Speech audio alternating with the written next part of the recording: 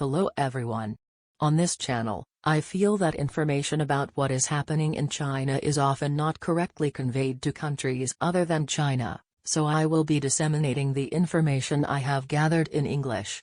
I'm getting information from multiple media, so I'd be happy if you could comment on the content of the video. Also, English is not my native language, so I use an AI speaker to create the voice to convey the information correctly. If you like it, please subscribe to the channel and support us.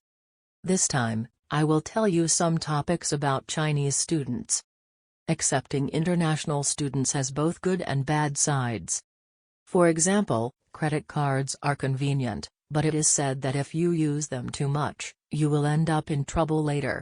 In this way, we need to look at both the good side and the bad side and think about things. And if you accept a large number of international students, it costs money. There is also an opinion that if we have that money, there are students who are in trouble in Japan, and we should deal with them. In some countries, international students must follow government directives, so having too many international students from a particular country can lead to security issues. In Japan, there is a problem that is not taken up too much.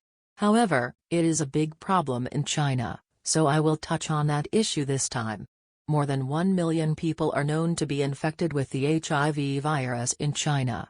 The actual number of infected people is certainly higher considering the state of affairs in China. China's medical infrastructure is not as well developed as Japan's, so it's impossible to know all the infected people. In China, young people between the ages of 15 and 25 are experiencing a significant increase in infections. About 3,000 people between the ages of 15 and 24 are living with HIV. One of the challenges facing China's current HIV countermeasures is to do something about the rising trend in the number of infected people. Another challenge is how to reduce the number of young infected people. In order to take measures, it is necessary to identify the cause.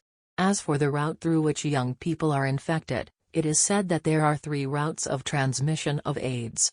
One is mother-to-child transmission. This is a case of being infected from a parent at birth, so it does not apply to being infected between the ages of 15 and 25. Then the other 2 are either infected through blood or through sexual intercourse.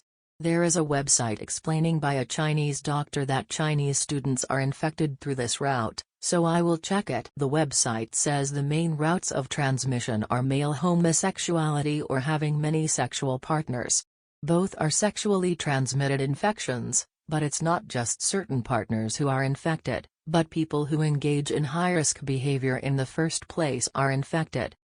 I would like to introduce a specific example. A female college student dated an infected man only once, then changed boyfriends 4 times, and while dating and breaking up repeatedly, her ex-boyfriend dated another woman, and this time he was infected.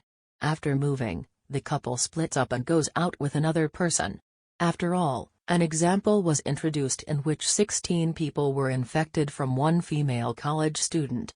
In this case, I had sexual intercourse with someone who wasn't my boyfriend at the very beginning, but after that, I'm dating normally.